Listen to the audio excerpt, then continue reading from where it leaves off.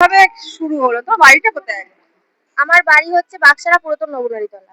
পুরাতন নগরী। একদম। এই মন্দিরটা মোটামুটি কত বছর আগে ঠিক অতটা আইডিয়া করতে পারবো না, তবে যতটুকু যা জানি বা শুনেছি মোটামুটি মানে এইখানে এইটা পুরোটাই মানে রেল লাইন ছিল, ঠিক আছে? তো বাবা এর মাঝখান থেকে উঠেছিলেন, তার জন্য এখানে মন্দির প্রতিষ্ঠা করা হয়েছিল। সাদার লিঙ্ক কোনটা? সাদা, হ্যাঁ সাদা একদম। রঙের একটা কি উঠেছিল হয়তো সেটা বলতে পারবো না, বাট বাবা উঠেছিল। আমি সেটাই উপর থেকে শুনলাম। একদম। তো তারপরে মন্দিরটা প্রতিষ্ঠিত করা হয়েছে। এই বাড়ি জল ঢালতে এসেছি, এইটুকু। হ্যাঁ, খুব জাগ্রত বাবা, মানে মানত করলে একদম পূর্ণ হবে, পুরো একদম কনফার্ম।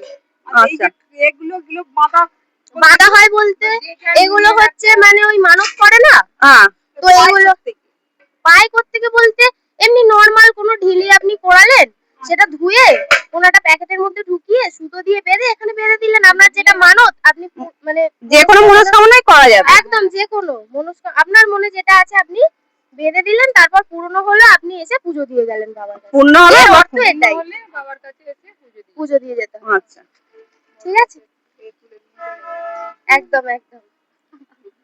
Thank you.